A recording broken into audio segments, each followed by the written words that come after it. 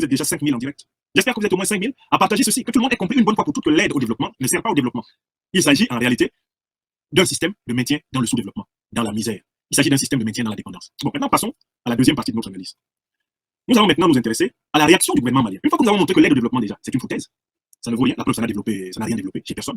Ça n'a développé que la dépendance, la faiblesse de ces 15 économies restées sous le contrôle du franc CFA, c'est-à-dire en réalité du système économique colonial. Maintenant, on va s'intéresser à ce que le Mali vient de dire. Le Mali qui nous donne la preuve qu'on peut vivre sans, un pays africain peut vivre sans l'aide française au développement. Un pays africain peut vivre sans être entretenu dans la dépendance par cette aide. Voici ce que le Mali vient de nous révéler. Et alors, ce communiqué du Mali est plein d'enseignements. C'est un communiqué qui est sorti ce soir, hier 21 novembre. Le gouvernement, alors communiqué numéro 042 du gouvernement de la transition du Mali. Le gouvernement de la transition a pris note de l'annonce faite par la France le 16 novembre 2022 des mesures suivantes. A. La suspension de son aide publique au développement à destination du Mali au motif fallacieux de la coopération militaire Mali-Russie et des risques de détournement de cette aide. B. L'octroi direct aux ONG françaises des fonds mis à disposition dans le cadre de l'action humanitaire de la France au Mali.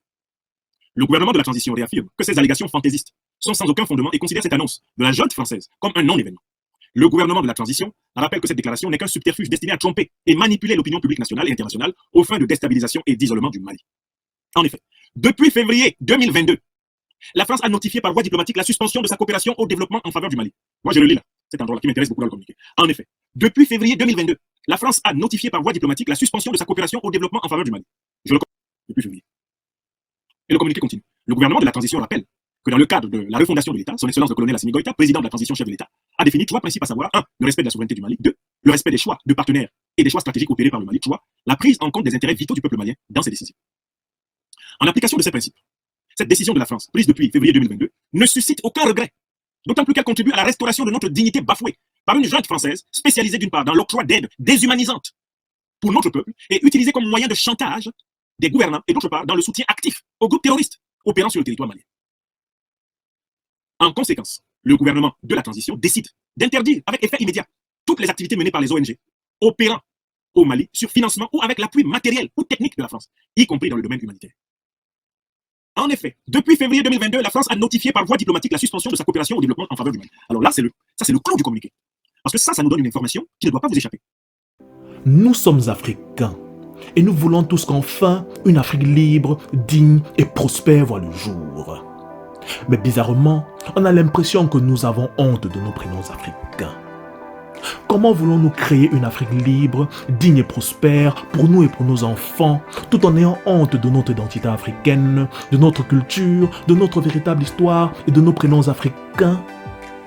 Je traite de ce problème dans mon livre Prénoms de l'Afrique qui sort dans quelques mois aux éditions Argent Livre et je vous offre également à cette occasion une liste de plus de 180 prénoms africains que vous pouvez recevoir gratuitement par email en suivant le lien en description de cette vidéo. Ensemble, nous avons un continent à bâtir. Le Mali nous dit, mais ce n'est pas le 16 novembre que la France a suspendu l'aide publique au développement à destination du Mali. Non, c'est en février 2022. En février 2022. Donc, qu'est-ce qui peut expliquer le fait que la France, les autorités françaises, antidatent la date de la suspension de l'aide au développement? Pourquoi ils ont antidaté? Pourquoi quand ils ont suspendu l'aide au développement en février, pourquoi ils n'ont pas publié cela? Pourquoi ils n'ont pas fait de communiqué de presse? Pourquoi ils n'ont pas ébruité ça dans les médias mainstream? Quand ils ont suspendu réellement en février, parce que le Mali dit que cela lui a été notifié par voie diplomatique, le Mali a les documents officiels notifiant la suspension de l'aide au développement. C'était en février. Alors, la question, alors que à partir du 9 janvier, le Mali était mis au rouge, Alassane Ouattara, dans son entretien avec Boubou Cissé, Ouattara, le vassal néocolonisé en chef de la France-Afrique en Afrique de l'Ouest, disait que le Mali ne tiendrait pas plus de 2 mois. De 2 semaines à 2 mois, le Mali s'effondrait. Parce que Ouattara savait qu'en plus, on avait coupé l'aide publique française au développement au Mali. Il avait une connaissance totale. Ils étaient sûrs que le Mali, c'était George Floyd. Il l'avait étranglé, il l'avait asphyxié. Vous avez compris? Voilà pourquoi ils n'ont pas publié leur décision au moment où ils ont posé leur action. Ils ont décalé la publication de la décision. Voyant que le Mali ne s'en plaignait pas, ils ont décidé d'utiliser la décision sur le plan médiatique beaucoup plus tard. Mais le fait qu'ils l'utilisent beaucoup plus tard leur porte préjudice parce que le Mali a appris à vivre depuis février 2022 jusqu'à maintenant sans l'aide publique française au développement. Et donc, c'est parce que le Mali a appris à vivre sans cela que le Mali peut leur dire vous avez coupé ça, non pas le 16 novembre, mais en fait depuis février, et on s'en fout. On s'en fout royalement. Si vous voulez donner une aide qui ne respecte pas la souveraineté du Mali, le Mali court, le Mali nous dit non, gardez votre aide, on n'en veut pas. Le respect des choix des partenaires et des choix stratégiques opérés par le Mali. Si vous voulez apporter au Mali une aide qui passe par le fait de décider avec qui le Mali doit coopérer sur la terre, le Mali dit gardez votre argent. Il ne veut pas de votre argent. D'accord? Si c'est vous qui voulez dire au Mali, vous ne devez pas parler aux Russes, vous ne devez pas parler aux Chinois. Ah, il ne faut pas parler, je ne sais pas, aux Algériens. Ah, pourquoi vous parlez? Il ne faut pas parler aux Iraniens. Il ne faut pas parler aux Vénézuéliens. Ne parlez pas aux Brésiliens. Si c'est ça la condition de votre aide, le Mali dit venez prendre ça et allez avec ça chez vous. Troisième condition, la prise en compte des intérêts vitaux du peuple malien. C'est-à-dire qu'en fait, le gouvernement malien dit qu'il mène la politique de son peuple. Il n'y a personne qui puisse forcer le gouvernement malien à mener une politique incompatible avec les intérêts de son peuple. Parce que c'est le peuple malien qui est celui devant lequel le gouvernement est responsable. Ce gouvernement est responsable devant Dieu, le peuple et sa propre conscience. C'est tout. Et je vous dis que ces principes-là sont des principes panafricanistes. Ça, c'est la doctrine. La doctrine panafricaniste malienne est une copie parfaite des positions historiques de l'idéologie panafricaine de libération. C'est une idéologie de souveraineté. L'Afrique aux Africains. C'est une idéologie de coopération internationale gagnante-gagnante, de coopération multilatérale. C'est une idéologie multipolaire et non pas une idéologie hégémoniste unipolaire, l'idéologie panafricaniste.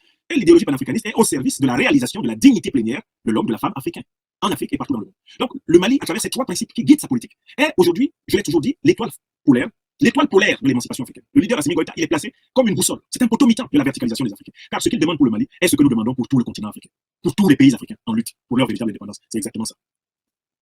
Et là, le Mali dit maintenant les raisons pour lesquelles il refuse désormais l'aide publique française au développement. Il la refuse. Pourquoi? Première raison. Premièrement, parce qu'elle ne suscite aucun regret. Cette aide ne suscite aucun regret. Pourquoi cette aide-là ne suscite aucun regret? Parce qu'on regrette quelque chose de précieux.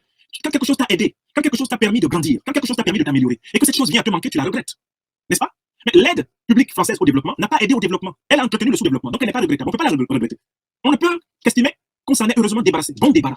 Oui, on regrette quelque chose d'utile. On ne regrette pas quelque chose d'inutile. Bon, j'ai acheté des babouches ici à la maison, et puis à un moment donné, il y a une sandale qui est trouée, qui est percée, qui est finie. Et puis bon, à un moment donné, cette sandale même se perd. Je ne sais plus où elle est dans la maison. Est-ce que moi je vais faire un problème parce que la vieille sandale qui était faite pour la poubelle est perdue? Mais c'est ça l'aide française au développement, c'est une vieille sandale usée, donc personne ne veut. Personne ne censé ne peut vouloir une aide qui le maintient dans le handicap. Alors l'aide française au développement, c'est une béquille à vie. Donc on veut que tu sois, toi, pays africain, éternellement handicapé, éternellement aidé. Le Mali dit, nous ne la regrettons pas. Pourquoi? Parce qu'en fait, nous avons simplement perdu une nuisance. Quand tu perds une nuisance, tu as gagné en aisance. Je recommence. Quand vous perdez une nuisance, vous gagnez en aisance. Une aide qui nuit, une aide qui est un poison. Une aide dont je vous ai dit qu'elle ressemble parfaitement au soutien de la corde au pendu. Sauf que le pendu, le pays africain surendetté, plongé dans la dépendance, n'a même pas le temps de lever la tête. Regardez le cas de Haïti. Il n'a même plus la force de lever la tête pour dire merci à ceux qui l'ont pendu. C'est ça l'aide au développement. C'est le soutien de la corde au pendu. La corde sert tellement que le pendu meurt avant d'avoir dit merci. Donc là, le Mali a réussi à enlever sa tête de la corde. Et vous lui demandez de pleurer. Le Mali dit non. Le Mali dit qu'il ne regrette rien, il n'a rien perdu. Il a simplement perdu une nuisance et il a retrouvé son aisance. Oui, quand tu vis sans une aide qui est un poison, ça va mieux, tu respires. Deuxième raison, d'autant plus qu'elle contribue à la restauration de notre dignité bafouée. Le Mali dit, en se privant de l'aide française au développement, il a retrouvé sa dignité. C'est-à-dire, en fait, il a appris à vivre encore mieux selon ses propres moyens. La dignité, c'est-à-dire la souveraineté de soi-même.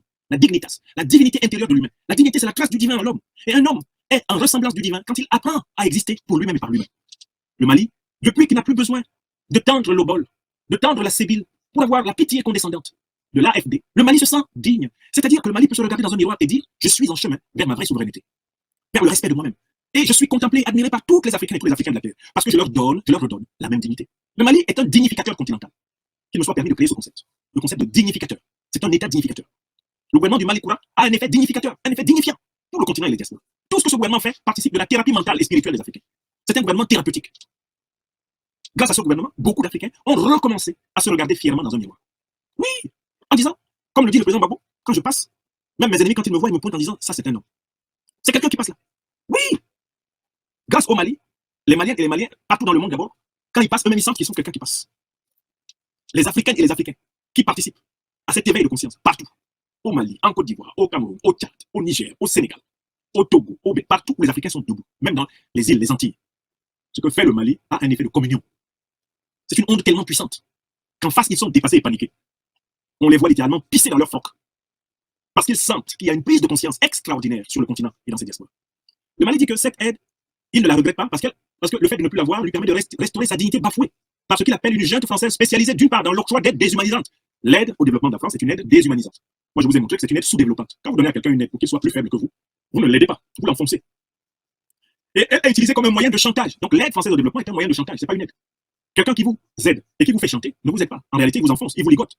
Et dans le soutien actif... sur Afrique Libre et Prospère, la chaîne d'afro-développement personnel et financier qui contribue à la libération mentale et à la liberté financière du peuple africain, car nous avons un continent à bâtir. N'hésitez pas à me dire ce que vous pensez de cette vidéo en commentaire, à la liker, à la partager et surtout à vous abonner à cette chaîne si ce n'est pas encore fait pour une Afrique libre, digne et prospère.